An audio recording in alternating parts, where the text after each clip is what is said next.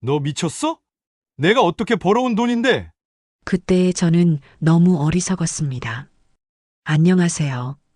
저는 김미영이라고 합니다.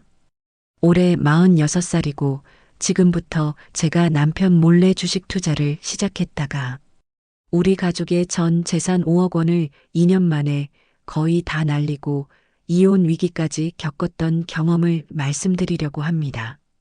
제 이야기는 흔히 들을 수 있는 주부 투자 실패담일 수도 있습니다. 하지만 저는 이 이야기를 통해 같은 실수를 반복하는 분들이 한 명이라도 줄어들기를 진심으로 바랍니다. 특히 가족 몰래 투자를 고민하시거나 이미 시작하신 분들께 꼭 필요한 이야기라고 생각합니다. 저는 평범한 전업주부였습니다. 남편은 중견 IT 기업에서 팀장으로 근무하고 있었고 연봉은 1억 2천만 원 정도 됐습니다. 아들 둘을 키우고 있었는데 큰아이는 중학교 2학년, 둘째는 초등학교 5학년이었습니다. 서울 강동구에 32평짜리 아파트를 소유하고 있었습니다. 시세가 대략 7억 원 정도 됐고 대출은 2억 5천만 원 남아 있었습니다. 실거주 가치로는 4억 5천만 원이었습니다. 남편과 제가 15년 동안 열심히 모은 예금과 적금이 2억 원 정도 있었습니다. 아이들 교육비 통장에 3천만 원, 비상금으로 2천만 원을 별도로 갖고 있었습니다. 총 금융자산이 2억 5천만 원, 아파트 실거주 가치까지 합치면 순자산이 7억 원 정도 되는 중산층 가정이었습니다. 남편은 성실하고 책임감 있는 사람이었습니다. 매달 월급을 받으면 빠짐없이 통장으로 이체해줬고 가게는 제가 전적으로 관리했습니다. 남편은 돈에 대해 별로 관심이 없었습니다. 얼마가 모였는지, 어디에 투자했는지 잘 물어보지 않았습니다. 그저 제가 알아서 잘하겠거니 믿었습니다. 저는 살림을 꾸리면서 조금씩 돈을 모았습니다. 식비를 아끼고 불필요한 지출을 줄이고 알뜰하게 살았습니다. 한 달에 생활비로 400만 원 정도 받았는데 실제로는 300만 원 정도만 쓰고 나머지 100만 원은 저축했습니다. 15년 동안 그렇게 모은 돈이 상당했습니다. 하지만 막상 통장을 들여다보면 답답했습니다. 은행 이자가 너무 낮았습니다. 정기예금 금리가 2%도 안 됐습니다. 2억 원을 넣어도 1년에 이자가 400만 원밖에 안 됐습니다. 한 달에 30만 원 정도입니다.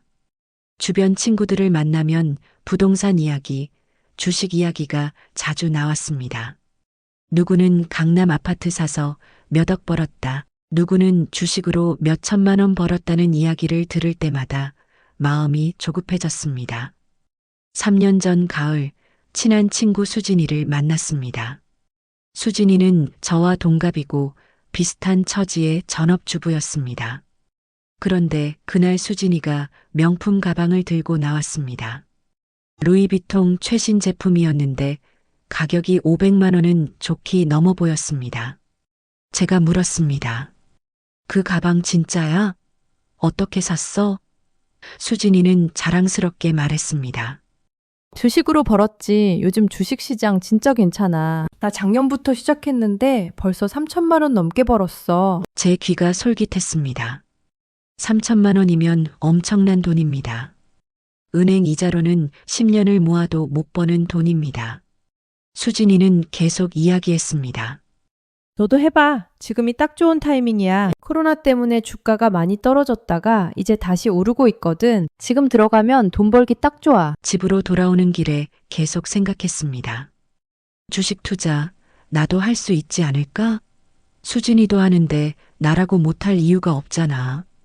게다가 2억 원이나 은행에 그냥 놔두고 있는데 이걸 좀 더 똑똑하게 활용하면 되지 않을까? 그날 밤부터 인터넷으로 주식 공부를 시작했습니다. 유튜브에 주식 강의 영상이 정말 많았습니다. 주식으로 억대 수익 냈다는 사람들의 후기가 넘쳐났습니다. 주부도 쉽게 할 수 있는 주식 투자, 하루 30분 투자로 월 500만 원. 버는 법 같은 제목의 영상들이 질비했습니다. 한 유튜버의 영상에 완전히 빠져들었습니다. 그 유튜버는 40대 주부였는데 5년 전에 5천만 원으로 시작해서 지금은 5억 원을 만들었다고 했습니다. 10배 수익입니다. 화면에는 계좌 잔고가 떡하니 나와 있었습니다. 진짜처럼 보였습니다. 그 유튜버가 추천하는 종목들을 메모했습니다. 삼성전자, 카카오, 네이버, SK하이닉스 같은 대형주부터 바이오 기업, IT 스타트업 같은 중소형주까지 다양했습니다. 이런 종목들은 앞으로 무조건 오른다고 확신에 찬 목소리로 말했습니다. 2주 동안 유튜브 영상을 30개 넘게 봤습니다. 주식 투자 관련 책도 3권 샀습니다. 증권사 앱 사용법도 익혔습니다. 나름대로 공부를 많이 했다고 생각했습니다. 하지만 남편에게는 말하지 않았습니다. 남편은 투자에 대해 보수적인 사람이었습니다. 주식은 위험하다고 생각했고 은행 예금이 가장 안전하다고 믿었습니다. 만약 제가 주식을 하고 싶다고 하면 100% 반대할 것이 뻔했습니다. 그래서 몰래 하기로 했습니다. 제 명의 계좌로 투자하면 남편은 모를 것입니다. 남편은 제 통장을 확인하지 않으니까요. 조금만 벌어서 명품 가방 하나 사고 그만두면 되지 않을까 생각했습니다. 증권 계좌를 개설했습니다. 남편 몰래 제 명의로 계좌를 만들었습니다. 처음에는 조심스럽게 시작하려고 했습니다. 예금 2억 원 중에서 3천만 원만 투자하기로 했습니다. 나머지는 안전하게 은행에 그냥 두기로 했습니다. 첫 투자 종목은 삼성전자였습니다. 누구나 아는 대기업이고 안정적으로 보였습니다. 주가가 7만 원이었는데 유튜버들은 곧 10만 원까지 오를 거라고 했습니다. 3천만 원어치를 샀습니다. 매일 아침 일어나자마자 주식 앱을 확인했습니다. 빨간색 숫자가 뜨면 기분이 좋았습니다. 수익이 나는 것이었습니다. 파란색 숫자가 뜨면 불안했습니다. 손실이 나는 것이었습니다. 첫 주는 등락을 반복했습니다. 어떤 날은 50만 원 올랐다가 다음 날은 30만 원 떨어졌습니다. 마음이 롤러코스터를 타는 것 같았습니다. 하루 종일 주가만 쳐다봤습니다. 설거지를 하면서도 TV를 보면서도 아이들과 이야기하면서도 주식 앱을 열어봤습니다. 2주가 지났을 때 삼성전자가 7만 5천 원까지 올랐습니다. 250만 원 수익이었습니다. 2주 만에 250만 원을 번 것입니다. 은행 이자로는 1년을 넘게 모아야 할 돈입니다. 너무 신기했습니다. 이렇게 쉽게 돈을 벌 수 있다니. 그때 욕심이 생겼습니다. 3천만 원이 아니라 더 많이 투자했으면 수익도 더 컸을 텐데. 만약 1억 원을 투자했다면 800만 원을 벌었을 것입니다. 왜 겁을 먹고 조금만 투자했을까 후회됐습니다. 추가로 5천만 원을 더 넣기로 했습니다. 은행 예금에서 5천만 원을 빼서 증권 계좌로 이체했습니다. 총 8천만 원이 투자 가능한 금액이 됐습니다. 유튜브에서 추천하는 종목들을 하나씩 사기 시작했습니다. 카카오를 2천만 원어치 샀습니다. 네이버를 1천만 원어치 샀습니다. SK하이닉스를 2천만 원어치 샀습니다. 포트폴리오를 분산하는 것이 중요하다고 유튜버들이 말했기 때문입니다. 처음 한 달은 정말 좋았습니다. 모든 종목이 올랐습니다. 삼성전자는 8만 원을 넘어섰고 카카오는 15% 올랐고 네이버도 10% 올랐습니다. 한 달 만에 1천만 원 넘게 수익이 났습니다.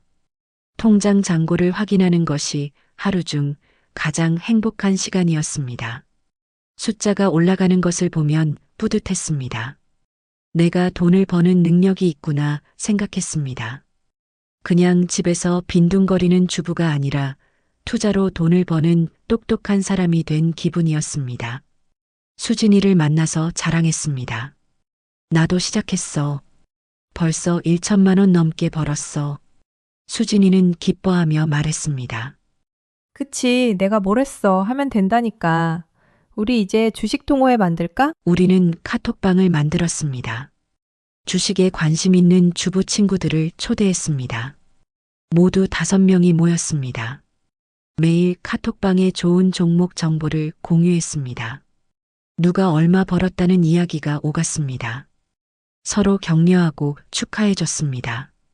그때 한 친구가 바이오 주식 정보를 올렸습니다. 어떤 중소바이오 기업이 신약 개발에 성공해서 곧 주가가 폭등할 거라는 소문이었습니다. 지금 주가가 1만 원인데 3만 원까지 갈 수 있다고 했습니다. 3배 수익입니다. 저도 그 종목을 샀습니다. 2천만 원을 투자했습니다. 만약 정말 3배가 되면 4천만 원을 버는 것입니다. 너무 매력적이었습니다. 처음 며칠은 주가가 올랐습니다. 1만 원에서 1만 2천 원까지 올랐습니다. 400만 원 수익이었습니다. 더 오를 것 같았습니다. 욕심이 났습니다. 팔지 않고 계속 보유했습니다. 그런데 갑자기 주가가 떨어지기 시작했습니다. 신약 개발이 실패했다는 뉴스가 나왔습니다. 하루 만에 주가가 30% 폭락했습니다. 2천만 원이 1,400만 원이 됐습니다. 600만 원 손실이었습니다. 패닉에 빠졌습니다. 어떻게 해야 할지 몰랐습니다. 카톡방에 물어봤습니다. 바이오 주식 어떻게 해요? 팔아야 할까요? 친구들도 당황했습니다. 다들 같은 종목을 샀기 때문입니다. 누군가 말했습니다. 일단 버텨. 곧 반등할 거야. 버티기로 했습니다. 하지만 주가는 계속 떨어졌습니다. 이틀 만에 7천 원까지 떨어졌습니다. 2천만 원이 1,400만 원이 됐습니다. 1천만 원 손실입니다. 한 달 동안 번 수익이 한순간에 날아갔습니다. 손절해야 한다는 생각이 들었습니다.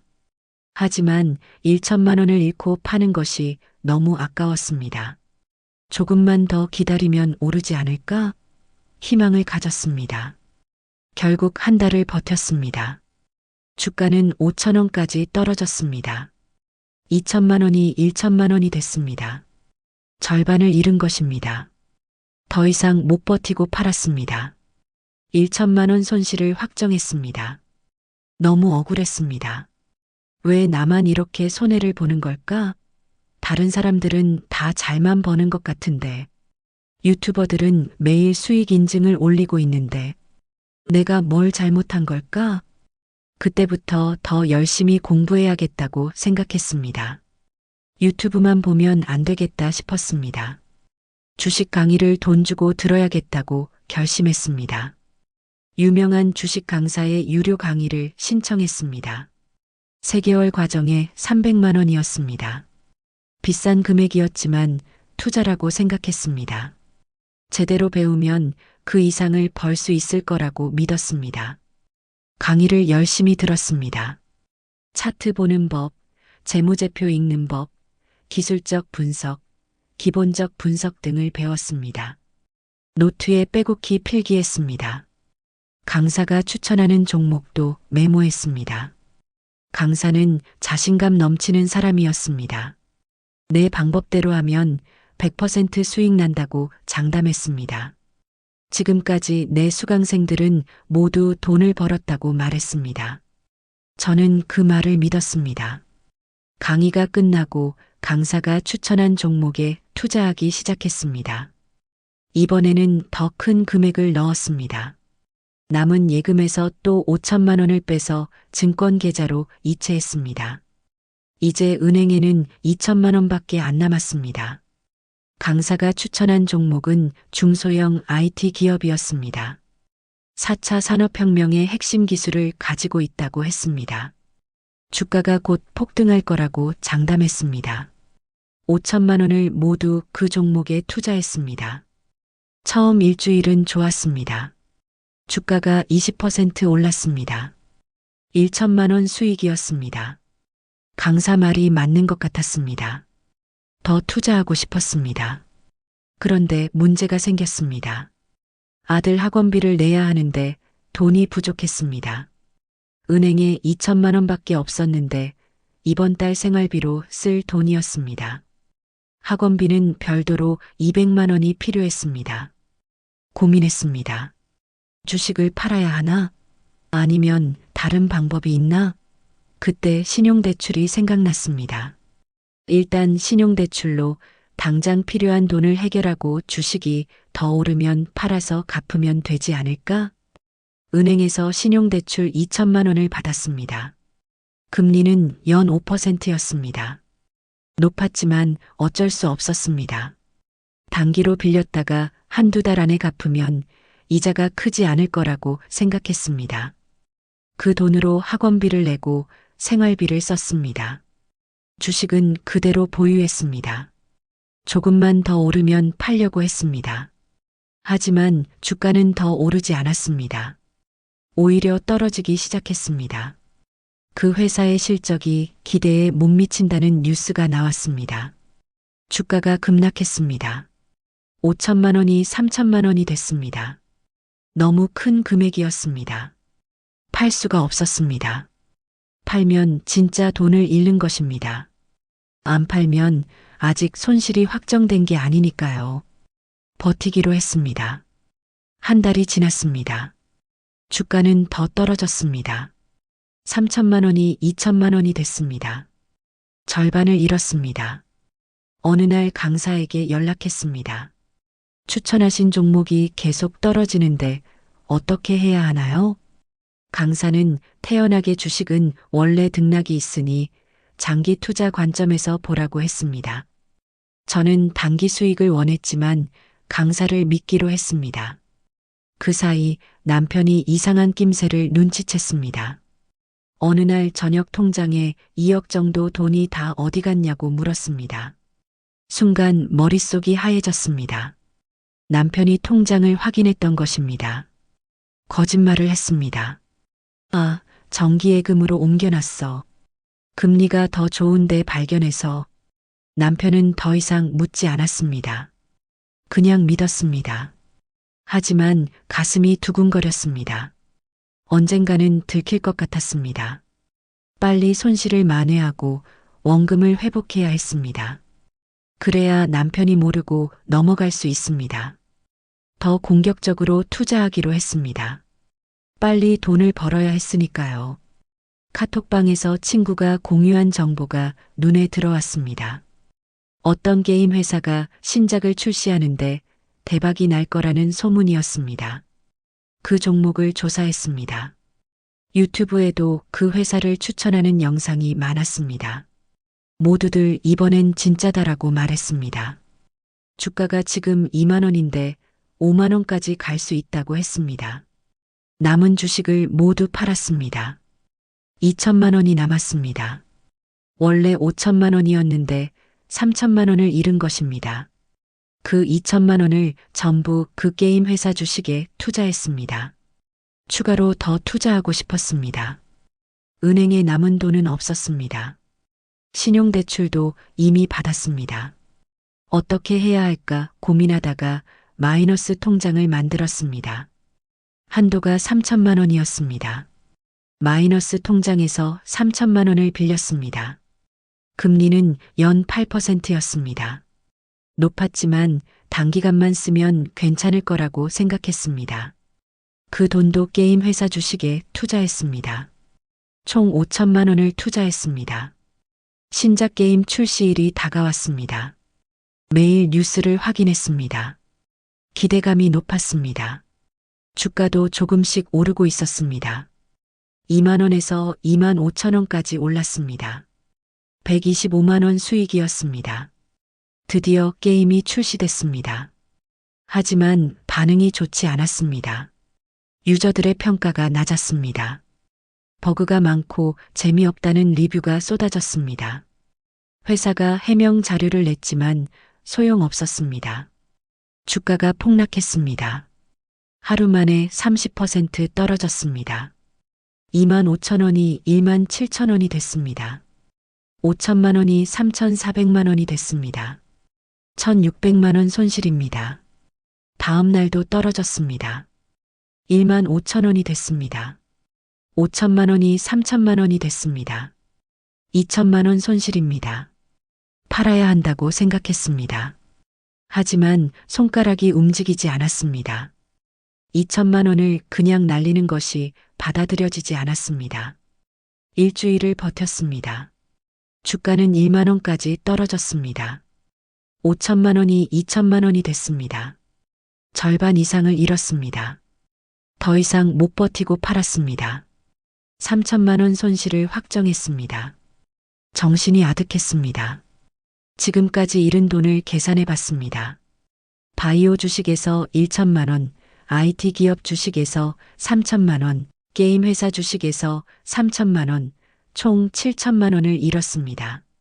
게다가 신용대출 2천만 원과 마이너스 통장 3천만 원, 총 5천만 원의 빚이 있었습니다. 원래 2억 원이었던 예금이 이제 거의 없었습니다. 증권 계좌에 2천만 원, 은행 계좌에 거의 없고 빚은 5천만 원입니다. 패닉 상태가 왔습니다. 밤에 잠을 잘 수가 없었습니다. 눈을 감으면 빨간색 마이너스 숫자들이 머릿속에 떠올랐습니다. 식욕도 없었습니다. 하루 종일 소파에 앉아서 멍하니 있었습니다. 남편은 제가 아픈 줄 알았습니다. 얼굴이 안 좋다고 병원을 가보라고 했습니다. 저는 괜찮다고 거짓말을 계속했습니다. 진실을 말할 용기가 없었습니다. 아이들도 눈치챘습니다. 큰아들이 걱정스럽게 왜 그런지 물었습니다. 저는 억지로 웃으며 괜찮다고 말했습니다. 하지만 괜찮지 않았습니다. 매일 빚 이자가 쌓여갔습니다. 신용대출 2천만 원의 이자가 월 8만 원, 마이너스 통장 3천만 원의 이자가 월 20만 원, 합쳐서 한 달에 28만 원이 나갔습니다. 1년이면 336만 원입니다. 생활비도 부족했습니다. 남편 월급으로 들어오는 돈으로는 아이들 학원비, 식비, 관리비를 내고 나면 거의 남지 않았습니다. 빚 이자까지 내려면 돈이 모자랐습니다. 카드를 긁기 시작했습니다. 식비, 생활비를 카드로 결제했습니다. 다음 달 카드값은 또 다음 달 카드로 돌려막았습니다. 카드 빚이 쌓여갔습니다. 한 달 만에 500만 원, 두 달 만에 1천만 원이 됐습니다. 친구 수진이에게 연락했습니다. 나 망했어. 돈 다 날렸어. 수진이는 놀라며 말했습니다. 얼마나? 7천만 원. 수진이는 한참 말이 없었습니다. 어떻게 남편한테 말했어? 아니, 아직 못했어. 수진이도 사실 손실을 봤다고 했습니다. 처음에 번 3천만 원 중에서 2천만 원을 다시 잃었다고 했습니다. 하지만 저처럼 심각한 상황은 아니었습니다. 수진이는 조언했습니다. 빨리 남편한테 말해. 숨기면 더 커져. 하지만 말할 수가 없었습니다. 남편이 얼마나 실망할지, 얼마나 화를 낼지 상상만 해도 무서웠습니다. 15년 동안 모은 돈을 제 멋대로 날렸다는 것을 어떻게 말합니까? 대신 돈을 벌어야겠다고 생각했습니다. 손실을 만회해야 했습니다. 그래야 남편이 모르고 넘어갈 수 있습니다. 아직 늦지 않았습니다. 다시 시작하면 됩니다. 하지만 투자할 돈이 없었습니다. 증권 계좌에 남은 2천만 원을 다시 투자하기로 했습니다. 이번에는 진짜 확실한 종목에 투자해야 했습니다. 절대 잃으면 안 됐습니다. 인터넷에서 유명한 주식 커뮤니티를 찾았습니다. 수만 명의 회원이 있는 곳이었습니다. 그곳에서 급등주 정보를 얻을 수 있다고 했습니다. 유료 회원이 되면 프리미엄 종목 정보를 받을 수 있다고 했습니다. 연회비가 200만 원이었습니다. 비쌌지만 투자라고 생각했습니다. 확실한 정보만 있으면 손실을 만회할 수 있습니다. 카드로 결제했습니다. 프리미엄 회원이 되자 텔레그램 방에 초대됐습니다. 매일 급등 예상 종목이 올라왔습니다. 내일 이 종목 상한가 간다. 지금 이 종목 사면 일주일 안에 50% 수익 같은 메시지들이 계속 올라왔습니다. 추천 종목을 샀습니다. 2천만 원을 전부 투자했습니다. 처음 이틀은 정말 올랐습니다. 20% 올라서 400만 원 수익이 났습니다. 역시 프리미엄 정보는 다르구나 생각했습니다. 하지만 사흘째 되는 날 주가가 폭락했습니다. 작전 세력이 빠져나간 것이었습니다. 텔레그램 방에서는 추가 매수 기회다, 손절하지 마라 같은 메시지만 올라왔습니다. 하지만 주가는 계속 떨어졌습니다. 일주일 만에 2천만 원이 1천만 원이 됐습니다. 절반을 또 잃었습니다. 너무나 허무했습니다. 텔레그램 방에 항의했습니다. 추천한 종목이 폭락했는데 어떻게 된 거냐고 물었습니다. 답변이 왔습니다. 투자는 본인 책임입니다. 저희는 정보만 제공할 뿐 수익을 보장하지 않습니다.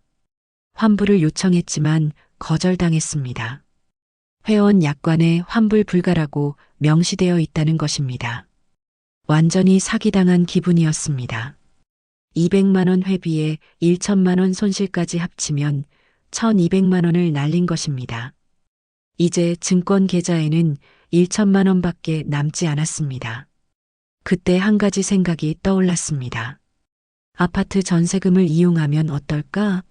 우리 아파트는 시세가 7억 원이고 전세로 내놓으면 5억 원 정도 받을 수 있습니다. 지금 대출이 2억 5천만 원이니까 대출을 갚고 나면 2억 5천만 원이 손에 들어옵니다.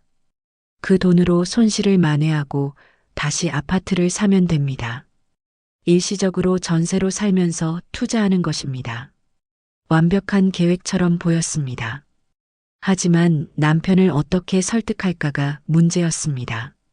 남편은 절대 아파트를 팔려고 하지 않을 것입니다. 거짓말을 생각해냈습니다. 아파트 값이 지금 정점이니까 팔아서 전세로 살다가 집값이 떨어지면 더 큰 집으로 갈아타면 어떻겠냐고 제안하기로 했습니다. 저녁 식사 후 남편에게 조심스럽게 꺼냈습니다. 여보, 요즘 부동산 시장 봤어? 우리 집값이 엄청 올랐더라고. 지금 팔면 7억은 받을 수 있대. 전세로 잠깐 살다가 집값 떨어지면 더 좋은 곳으로 이사 가는 게 어떨까?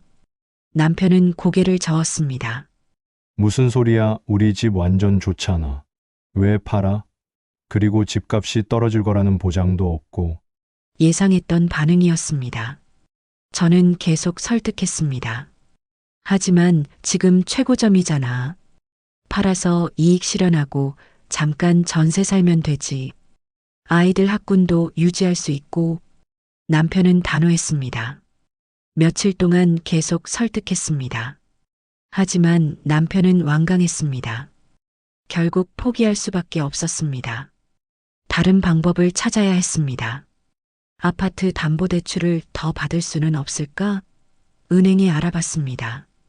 이미 2억 5천만 원 대출이 있고 신용대출도 있어서 추가 대출은 어렵다고 했습니다. 담보 인정 비율이 한도에 다 찼다는 것입니다. 절망적이었습니다. 더 이상 투자할 돈이 없었습니다. 손실을 만회할 방법이 보이지 않았습니다. 증권 계좌에 1천만 원이 전부였습니다. 마지막이라는 생각으로 그 돈을 다시 투자했습니다. 이번에는 코인에 투자하기로 했습니다. 비트코인이 급등하고 있다는 뉴스를 봤습니다. 친구들도 코인으로 돈을 벌었다는 이야기를 했습니다. 암호화폐 거래소에 가입했습니다. 1천만 원을 입금했습니다. 비트코인이 아니라 알트코인에 투자하기로 했습니다. 알트코인은 변동성이 크지만 단기간에 큰 수익을 낼 수 있다고 했습니다. 어떤 알트코인이 상장 예정이라는 정보를 들었습니다. 상장하면 가격이 10배 이상 오를 거라는 소문이었습니다. 1천만 원을 전부 그 코인에 투자했습니다. 상장 당일 코인 가격이 정말 폭등했습니다. 1천만 원이 3천만 원이 됐습니다. 2천만 원 수익입니다. 너무 기뻤습니다. 드디어 손실을 만회하기 시작했다 생각했습니다. 욕심이 났습니다. 더 오를 것 같았습니다. 팔지 않고 보유했습니다. 다음 날도 올랐습니다. 3천만 원이 4천만 원이 됐습니다. 더 기다리기로 했습니다. 그런데 그 다음 날 폭락이 시작됐습니다. 코인 시장 전체가 급락했습니다. 4천만 원이 2천만 원이 됐습니다. 하루 만에 절반입니다. 다음 날은 더 떨어졌습니다. 2천만 원이 500만 원이 됐습니다. 완전히 패닉에 빠졌습니다. 팔아야 한다고 생각했지만 이미 너무 많이 잃었습니다. 다시 오를 때까지 버티기로 했습니다. 하지만 코인 가격은 더 떨어졌습니다. 500만 원이 200만 원이 됐습니다. 이제 진짜 끝이었습니다. 더 이상 투자할 돈이 없었습니다.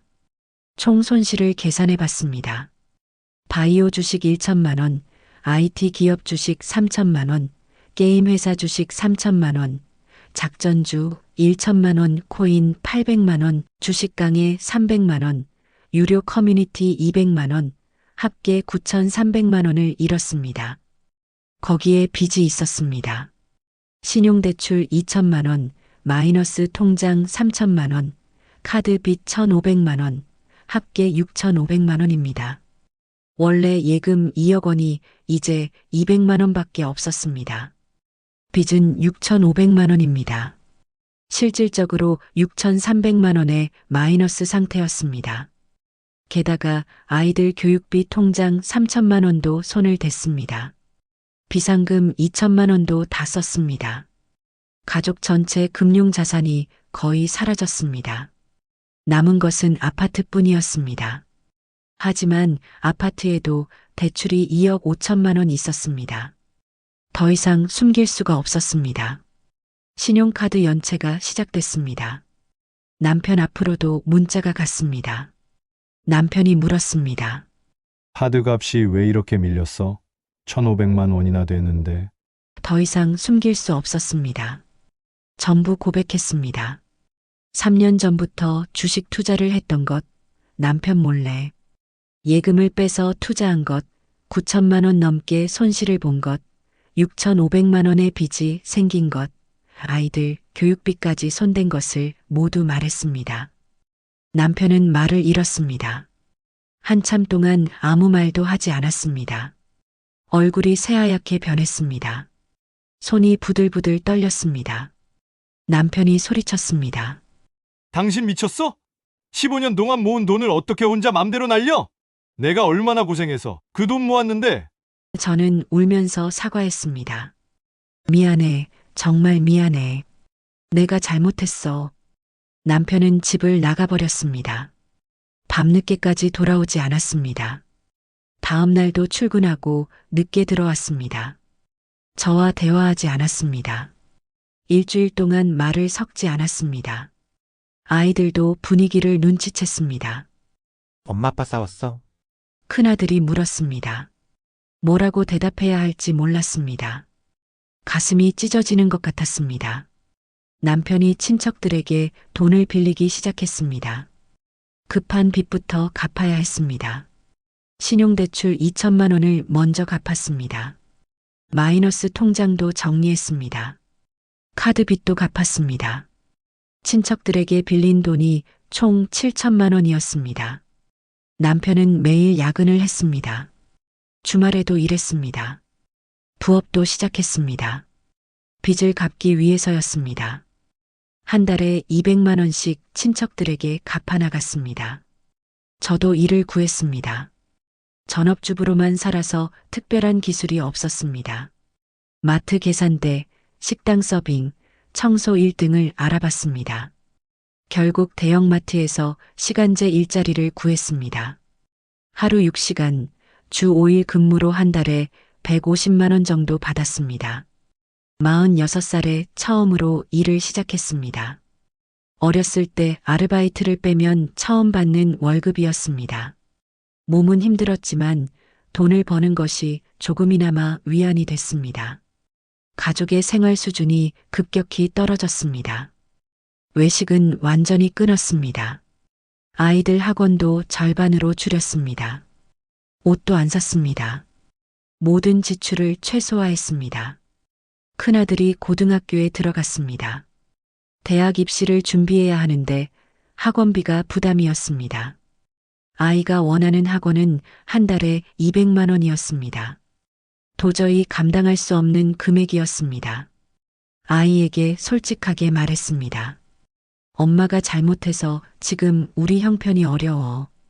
비싼 학원은 못 보내줄 것 같아. 미안해. 아이는 실망한 표정이었습니다. 하지만 이해한다고 했습니다. 가슴이 너무 아팠습니다. 부부관계는 계속 나빴습니다. 남편은 여전히 저를 용서하지 못했습니다. 집에서 마주쳐도 말을 하지 않았습니다. 같은 방을 쓰지 않았습니다. 남편은 작은 방에서 잤습니다. 1년이 지났습니다. 친척들에게 빌린 돈 7천만 원 중에서 2,400만 원을 갚았습니다. 아직 4,600만 원이 남았습니다. 남편 월급과 제 월급을 합쳐서 한 달에 200만 원씩 갚았지만 언제 다 갚을지 모르겠습니다. 건강도 나빠졌습니다. 스트레스로 불면증이 생겼습니다. 밤에 잠을 제대로 자지 못했습니다. 우울증 증세도 나타났습니다. 아침에 일어나기가 힘들었습니다. 모든 것이 의미 없게 느껴졌습니다. 병원에 갔습니다. 의사는 항우울제를 처방했습니다. 상담 치료를 받으라고 권했습니다. 하지만 상담 치료비가 부담스러워서 약만 먹었습니다. 남편도 힘들어했습니다. 과로로 쓰러진 적도 있었습니다. 병원에 실려갔는데 과로와 스트레스 때문이라고 했습니다. 의사는 쉬라고 했지만 남편은 쉴 수 없었습니다. 빚을 갚아야 했으니까요. 어느 날 남편이 말했습니다. 이혼하자. 예상했던 말이었지만 실제로 들으니 충격이었습니다. 남편은 차갑게 말했습니다. 더 이상 당신과 살 수가 없어. 믿음이 다 깨졌어. 저는 애원했습니다. 한 번만 용서해줘. 다시는 이런 일 없을 거야. 제발. 남편은 고개를 저었습니다. 이미 늦었어. 3년 동안 거짓말하고 우리 가족 전 재산 날린 사람을 어떻게 믿어? 아이들 때문에 참아달라고 했습니다. 아이들은 어떻게? 큰애는 지금 고3이고 둘째는 중학생이야. 지금 이혼하면 애들이 얼마나 힘들어? 남편은 한참 고민하더니 말했습니다. 큰애가 대학 들어갈 때까지만 참을게. 그 다음엔 이혼이야. 조건부 유예였습니다. 1년 후면 이혼입니다. 그 사이에 남편 마음을 돌릴 수 있을까요? 모르겠습니다. 하지만 노력할 수밖에 없습니다. 매일 반성했습니다. 제가 얼마나 큰 잘못을 저질렀는지 매일 깨닫습니다. 돌이킬 수 없는 실수를 했습니다. 2년이 지났습니다. 지금은 48살입니다. 여전히 마트에서 일하고 있습니다. 남편도 여전히 야근하며 일합니다. 친척들 빚은 5,400만 원을 갚았습니다. 1,600만 원이 남았습니다. 큰아들은 대학에 합격했습니다. 장학금을 받는 조건으로 지방 국립대에 갔습니다. 서울에 있는 대학을 가고 싶어 했지만 형편상 어쩔 수 없었습니다. 아이에게 너무 미안합니다. 남편과의 관계는 조금 나아졌습니다. 여전히 예전 같지는 않지만 최소한의 대화는 합니다. 이혼 이야기는 더 이상 나오지 않습니다. 하지만 언제 다시 나올지 모릅니다. 지금 돌이켜보면 제가 정말 많은 실수를 했습니다. 3년 전만 해도 행복한 가정이었습니다. 경제적으로 안정적이었고 가족 관계도 좋았습니다. 미래에 대한 걱정도 없었습니다. 하지만 지금은 모든 것이 무너졌습니다. 가족의 신뢰를 잃었습니다. 남편은 저를 더 이상 믿지 않습니다. 아이들도 저를 실망스러워하는 눈으로 봅니다. 건강도 나빠졌습니다. 불면증으로 잠을 못 자고 우울증 약을 먹고 있습니다. 머리카락도 많이 빠졌습니다. 친구들도 만나지 않습니다. 수진이도 연락이 뜸해졌습니다. 주식 이야기를 꺼내던 친구들과는 완전히 연락을 끊었습니다. 매일 후회합니다. 만약 그때 주식을 시작하지 않았다면 어땠을까? 만약 첫 손실에서 멈췄다면 어땠을까? 만약 남편에게 솔직하게 말했다면 어땠을까? 하지만 이미 지나간 일입니다. 되돌릴 수 없습니다. 남편에게 매일 사과합니다. 말로는 용서한다고 하지만 진심인지 모르겠습니다. 그냥 아이들 때문에 참는 것 뿐인지도 모릅니다. 하지만 저는 계속 노력할 것입니다. 아이들에게도 미안합니다. 엄마 때문에 고생시켰습니다. 원하는 학원도 못 보내주고 외식도 못 시켜주고 여행도 못 가고 다른 집 아이들처럼 해주지 못해서 너무 미안합니다. 큰아들은 대학에서 장학금을 받으며 열심히 공부하고 있습니다. 방학 때는 아르바이트를 해서 자기 용돈을 벌고 있습니다. 엄마를 원망하지 않는다고 말하지만 속으로는 얼마나 서운할까요? 행복은 멀리 있지 않습니다. 지금 가진 것에 감사하며 사는 것이 행복입니다. 그것을 너무 늦게 깨달았습니다. 여러분은 저보다 현명하시길 바랍니다. 지금까지 긴 이야기 들어주셔서 감사합니다. 구독과 좋아요 버튼을 눌러주시면 사연 제작에 힘이 됩니다.